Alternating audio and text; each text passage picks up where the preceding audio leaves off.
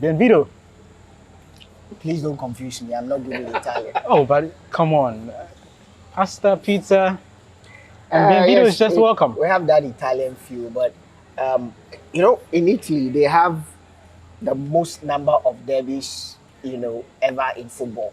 So there is the Derby della Madonnina, there is the Turin Derby, there's the Capitale Derby Derby. della Capitale, And there's the Lighthouse there's Derby. the Lighthouse, the numerous derbies. But this weekend, there's another big derby, the Derby della Capitale, Yes. Lazio, Roma. Yes. You were talking about a whole chunk of derbies that are in Italy, and you see, Italy and their derbies, they cut across from politics to their mythology. Talk about the gods they serve. You know, they have a lot of gods that they serve. For instance, if you are talking about the derby della Capitale, that's the Juventus Inter derby, it's simply more about the battle for the state, Italy, because you know, Inter and Juve are the most successful teams. Although, of course, Inter has 19 Serie A titles, Juventus has over 35, save their 2 that were revoked, and Inter also has 3 Champions League. You can talk of AC Milan doing exploit with 7 Champions League, but when it comes to the local, although they have the same number of Serie A, they have more of the Coppa Italia and the Supercoppa Italia too. So that is a very big derby. Madonnina, the least said the better. That is the battle for the Milan derby. But if we are talking about the Derby della Capitale, this is a derby that transcends beyond both of them. You see, you know, the Serie A wasn't first played as Serie A. It was more or less like a Northern League and a Southern League.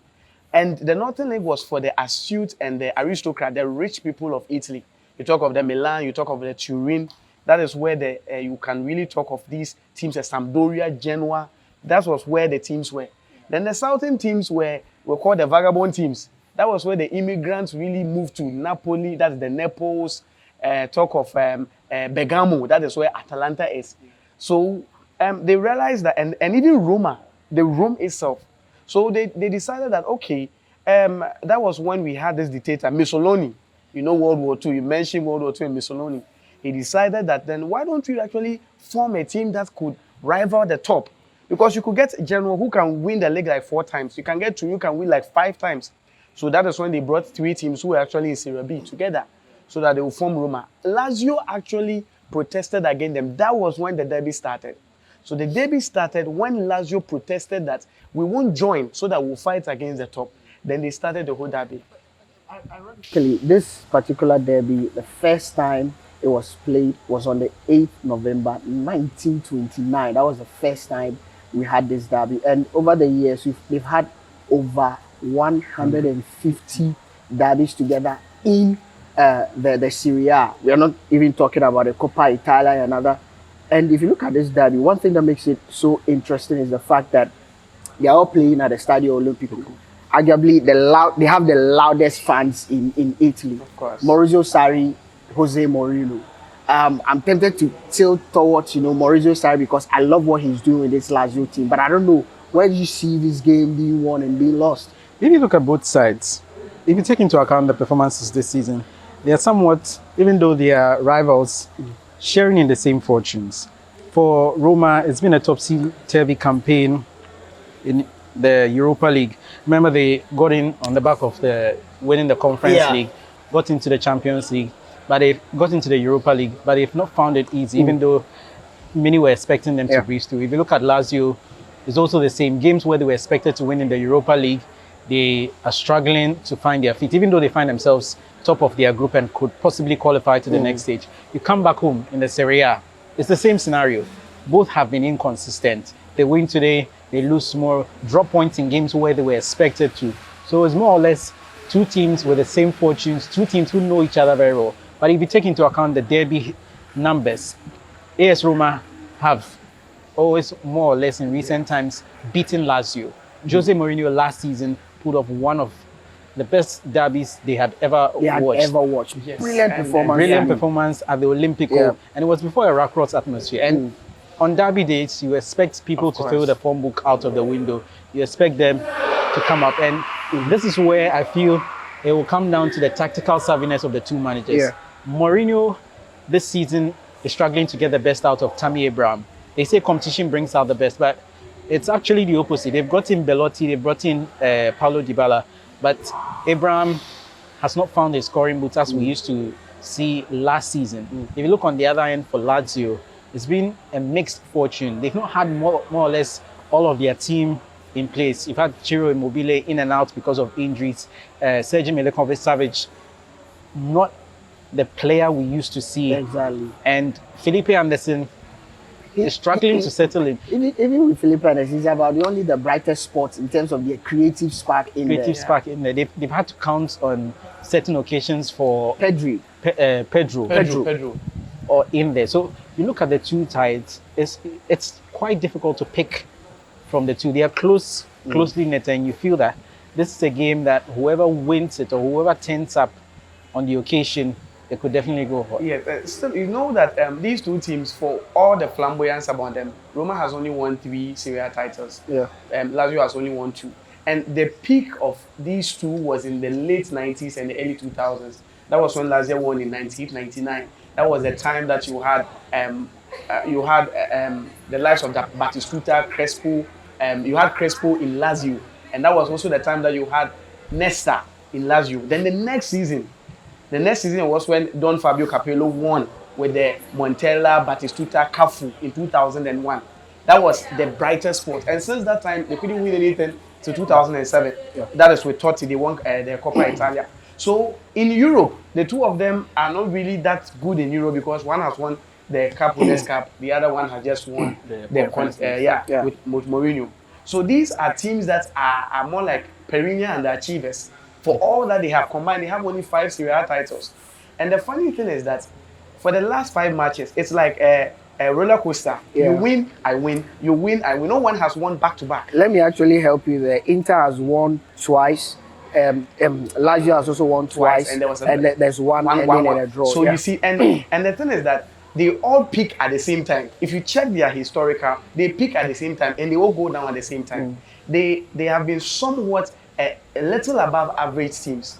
And it's more like when this team wins the Serie A this season, it wouldn't take long for the other one to win. And unfortunately for this season, you know that you can talk of Atalanta and Napoli, where we will be going to. They are the ones on top. And you see these two teams, they are just below these two teams. Roma is 4th, Lazio is 5th. That is how they've been. They've been like that. They've just been neck and neck. One has not really been superior. They are just like the two Milans in Serie A. They have all won 1919. So Percy, before we probably enter into the prediction, let me run by you guys some numbers here and maybe our viewers as well. So in the last 20 games that they've played together, Roma has won 10. There's been 3 draws and Lazio has won 7. In the Serie A, they've played 156 games. Roma has won 56. There's been 60 draws and Lazio has won 40. If you look at the head-to-head, it seems to be favoring AS Roma. Yes. We spoke, David Wende, he spoke about how Maurizio Sarri loves to set his team up. He loves to play the flat 4-3-3 with Felipe Anderson as that creative element. Everything runs within him. Milinkovic-Savic, he was expected to be the guy who would that niche that would bind the midfield, but he's not been that effective this season because of his injuries and all of that. But I'm still expecting that he go for his flat 4-3-3, where when they are in transition, they transition to a 4-2-3-1. The beautiful thing with AS Roma is that Mourinho has always gone for the 4-2-3-1 with Tammy Abraham leading their lines. In his absence, they struggle. But even when he's there, he's struggling to score goals. Before we quickly switch up, where do you think this game will end? Who wins it for you? For me, because of the Mourinho figure, we know Mourinho for derbies. We know him for that. Yeah. He doesn't really have to have the best of players because of how he speaks to his players. And for the last 5, of course, because of the way it swings here and there. But with the form in Roma this season, I see the Mourinho factor in it. Save Mourinho, when the two of them play the same stadium, so there's very little to say. Every day is a home for them. Okay. So I would tilt a slim win, maybe a 2-1 or 1-0 for everybody knows you're a Mourinho bias. But David, speaking of Mourinho, let's look at him and derbies. Yeah. And he loves the occasion. Yeah. He loves the sense of giving one for the fans. The ability to, throw one in your face, That's exactly what he did last season when Roma turned up against. It was an amazing game last season. Of course. They went in that particular game not in the best of shapes. Of course. But just to turn up on the occasion, which he loves so much. He's a man that loves the bigger stage. He did one for them. That's why I feel He'll win this. he'll win this one. Ironically, he knows what I to do. I feel Lazio would win this game because I think Lazio really want to make a claim in Europe because it's been a while Lazio played in Champions League. Europe and became very competitive at that. And they are close to, and the Italian league this season honestly has been one of the competitive leagues, though, Napoli seem to be on a smooth ride. So for me, I tilt towards, what is it called? SS Lazio. We made mention of the Italian league. There's also another big game, Juventus, Inter Milan. Two teams with two different fortunes. I want to focus on Juventus because I feel they've been an unlucky team. This is a team that Allegri tried to put together with the notion that they will be very competitive domestically in Europe. But I think where they've been unlucky is the fact that injuries have worried Allegri. Listen, he signed Pogba. If Pogba on any day is about arguably one of the best midfielders in the world. They brought in Di Maria, he's injured. They have Locatelli, he's injured. Magnoli, he's injured. Tonelli, Chiesa, Matteo Chiesa is injured.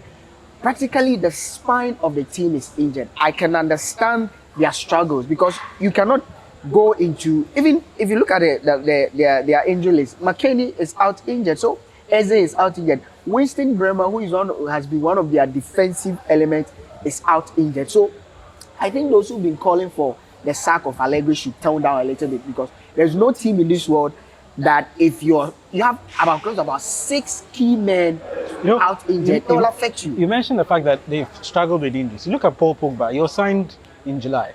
He's yet to kick a ball for them. That's his own doing because at United, you were told to go for that knee surgery and you opted not to do it. Now you've done it and you're out of the World You Cup. might want to berate him, but he was practically going to be the spine of Allegri's team. He's yet to kick a ball. But where people might want to still cast the blame at the doorstep of Allegri has got to be the fact that in times of adversity, you've still got to find your way out. How? But even with, he's failed to do so. You look at the players he's brought in. You look at Milik, for example. Milik has struggled to find his feet at Juventus. You look at Paredes, who was brought in from PSG. He's struggled to knit him in this particular team. When you look at the other elements that many were expecting to provide a bit of spark for this Juventus team, they've all failed to turn up. Angel Di Maria, when he's been fit, he's given delivers. He's given a good account of himself. But when he's been out of the team, how has Allegri been able to shape the team? That's why I feel many still think he's the man to blame. Yes, he's not been lucky with the fact that Juventus have it. You look around Europe, you might want to say they are the ones who have the fattest injury list because they have got a lot of... Let me quickly run by you guys. Bremer is out. Di Maria is out. Chiesa is out. Jorge is out. Ake is out. Matteo De Silva, one of the spines of the team, is out. Come on. Locatelli is just returning from injury. I understand the rules of Allegri, but like Josh, what do you call it? David said, that's what makes you a great manager. I'll give you, I'm just going to cite an example. I'm coming. Was it 2010, 2009, 2010? Manchester United were going in a game against Arsenal. I'm just giving you an example. The only recognized forwards they have were 2. That was Chicharito and Rooney. They were the only 2 forwards. He ended up playing 10 defenders, 2 forwards, and a goalkeeper. I'm coming. Like what he's saying, I understand. You see, the one thing that makes a team very good at what they do is, every player can play for almost every team, but the name of the team alone will say plays some part of it. So you have an injury list. And when you were going into the season, you realize that Chiesa, he actually wanted to build the whole attack around Chiesa, but Chiesa was not fit. You know that Di Maria also has a very poor injury history for the past years. So if you are bringing in a Di Maria, and when Di Maria was coming, we knew he was either nursing an injury or he wasn't fully fit. Arkadiusz Milik also has a very bad, so he actually knows the injury history, because when Arkadiusz Milik was bought in 2016 in Napoli to replace Gonzalo Higuain, he got injured about 2 months into the season. That was when Dries Mertens started playing. So your three forwards that or the players that you are actually trying to focus your everything on are players who have a poor injury history. So with this, you should have at least have something that will cushion for everything that you are doing. Locatelli that you are talking about has also had a very poor injury history. So it means that the coach himself did not do a very good scouting. Quickly. For me, the form alone, I'm not even going to bring any historical antecedent to it. Inter wins it. Inter wins it hands down. Juventus Inter. Well, he's going with Inter. I'm pretty much interested in what is happening at the top because these guys are sixth and seventh. Let's not spend time. Kravatskaya is the name. Let me tell you a quick story about that guy. His manager in 2020 was running around looking for a club for him, and a lot of teams rejected him. And what was the reason why they rejected him? They felt that he's from Georgia. No good player comes from Georgia. How many good players do you know who are from Georgia? But Aurelio De Laurentiis 2 years ago had a project. There's a reason why he let go of Mertens. He let go of what's the Lorenzo Insigne. He let go of Koulibaly. He let go of Alan. He said that there's no way he's going to buy big teams. He's going into these smaller teams and pick the best and groom them, and he's done that with that is how Napoli has been all these years. He's done that with Gay Simeone. He's done that with a clear example is Kravatskaya. And even Edinson Cavani, who knew him? Napoli under Spalletti are the best team in Europe. Up until yesterday, they lost to Liverpool because they had never lost all season in any competition in Europe. So they're coming up against an Atalanta side led by your man Gasperini. Yes, Gasperini also has issues. Zappacosta is out. He has some few injuries, but someone like Adama Lookman from Leicester has stepped in and is leading the goal king for Atalanta. It's going to be a very, very tactical game because these two sides, love to play. They love to, score goals. A team like Napoli, 30 goals in their last 12 games. Incredible. On the other hand, what is it called? Atalanta. 11 goals in their last, They score every time they go away. In the last 12 away games, they've been scoring and they've scored 11 in that. So at least they're recording a goal when they play away. So it's going to be a very tactical battle between the two.